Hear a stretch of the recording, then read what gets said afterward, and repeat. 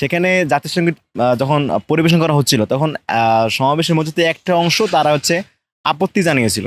দেখেন মাহফুজ আলম লোকটাকে হচ্ছে নিয়ে আমি নিজের দ্বিধাদ্বন্দ্বে আছি। মাঝে মধ্যে মনে হয় তার মানসিক ভারসাম্য নাই, পাগল টাইপ, বা মাঝে মধ্যে মনে হয় সে কোনো গভীর ষড়যন্ত্র করতেছে।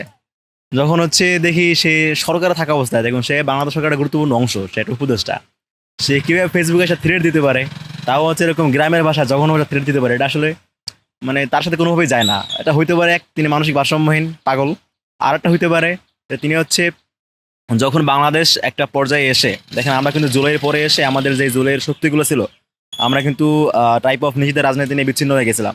কিন্তু আওয়ামী লীগ নিষিদ্ধ প্রশ্নে কিন্তু আমরা মোটামুটি বাংলাদেশের সকল জুলাইয়ের স্টেক হোল্ডাররা কিন্তু আবার এক জায়গায় এসেছিলাম, একটা ঐক্যের জায়গায়। সেই ঐক্যের জায়গাটা নষ্ট করার জন্য মাহফুজ আলমের একটা বিতর্কিত পোস্ট যথেষ্ট।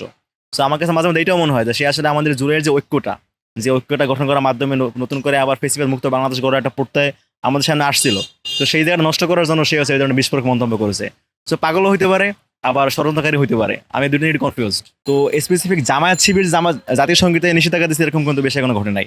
সেখানে জাতীয় সঙ্গীত যখন পরিবেশন করা হচ্ছিল তখন সমাবেশের মধ্যে থেকে একটা অংশ তারা হচ্ছে আপত্তি জানিয়েছিল। ওই অংশটা জামাত শিবির এরকম কিন্তু কোনো প্রুভ নাই বা এরকম কোনো বক্তব্যও নাই।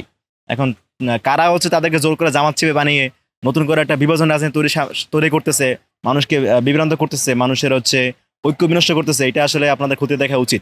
এখানে যারা হচ্ছে জাতীয় সঙ্গীত পরিবেশনে বাধা দিয়েছিল তারা স্পেসিফিক জামাত শিবির এরকম কোনো ঘটনা আসলে না। আর হচ্ছে বাধা বলতে ওইরকম না, আছে কয়েকজন হচ্ছে একটু আপত্তি জানিয়েছিল আর কি। বাধা বলতে যেটা বুঝে ওরকম না, আপত্তি জানিয়েছিল, এটা বাস্তবতা আছে। বাংলাদেশের পার্সপেক্টিভে চিন্তা করলে যে সঙ্গীতটা আমার জাতীয় সঙ্গীত, এটা নিয়ে দুই ধরনের বক্তব্য আছে। একটা অংশ মনে করে থাকে এটা আমাদের প্রাণের সঙ্গীত, যেহেতু বাংলাদেশকে জাতীয় সঙ্গীত হিসেবে অলরেডি প্রতিষ্ঠিত। আবার আরেকটা বয়ান আমরা দেখতে পাই যে যিনি সঙ্গীত লিখেছেন তিনি হচ্ছেন একজন ভারতীয় কবি মেইনলি, তিনি বাংলাদেশের কবি না। আর হচ্ছে তার রাজনীতিটা ছিল বাংলাদেশের বিরুদ্ধেই। আপনারা জানেন যে ঢাকা বিশ্ববিদ্যালয়ের প্রতিষ্ঠার বিরোধিতা করেছিল রবীন্দ্রনাথ ঠাকুর। অ্যাট দ্য সেম টাইম যেই সঙ্গীতটা আমাদের জাতীয় সঙ্গীত হিসেবে বর্তমানে আছে, এই সঙ্গীতটা কিন্তু রচনা করা হয়েছিল বঙ্গভঙ্গের বিরোধিতা কইরা। তো বঙ্গভঙ্গের বিরোধিতা করা বলতে আমাদের কাছে খুব স্বাভাবিকভাবে যেটা মনে হয় যে বাংলাদেশের বিরোধিতা করা, বাংলাদেশের যে উন্নতি অগ্রগতি এর বিরোধিতা করা। তো সেই জায়গা থেকে একটা অংশ মনে করে থাকে যে আসলে জাতীয় সঙ্গীতটা এই যেটা বর্তমানে আছে এটা থাকা উচিত না, অন্য কোনো সঙ্গীত হইতে পারে, কোনো বাংলাদেশের কবির লেখা গান হইতে পারে, বা হচ্ছে বাংলাদেশকে রিপ্রেজেন্ট করে এরকম কোনো গান হইতে পারে।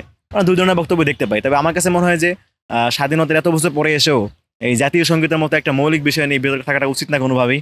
এই বিতর্কটা দ্রুত রাষ্ট্রীয় সমাধান আসা প্রয়োজন। আমি জুলাইকে প্রতিনিধি হিসেবে চাই জুলাই নিয়ে আমাদের যেটা সামনে হচ্ছে, যেটা হচ্ছে মানুষের যে জন আশা আকাঙ্ক্ষা, এটা প্রতিফলন আমরা দেখতে পাচ্ছি না জুলাইকে কেন্দ্র করে। আপনারা দেখেন যে জুলাইয়ের যারা আহত আছে, শহীদরা আছে, তারা কিন্তু এখনো শহীদ পরিবারগুলো তারা পুনর্বাসন তারা পুরোপুরি করতে পারে নাই। আহতরা যারা আছে তাদের এখনো পুরোপুরি চিকিৎসা কোনো ব্যবস্থা করা হয়নি রাষ্ট্রের পক্ষ থেকে। একটা জুলাই স্মৃতি ফাউন্ডেশন বানাইছিল একটা স্ক্যাম, ওইটার মাধ্যমে কিন্তু আহতরা আরো ভোগান্তির শিকার হয়েছে।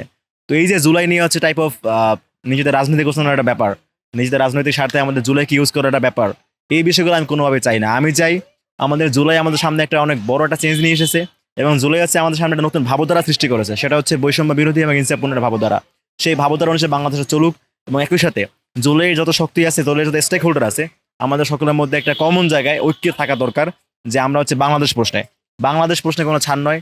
সেটা আমরা জুলাই থেকে যেই ভাবধারা পেয়েছি সেই ভাবধারার উপরে ভিত্তি করে এই ঐক্যটা আমাদের মধ্যে থাকা উচিত।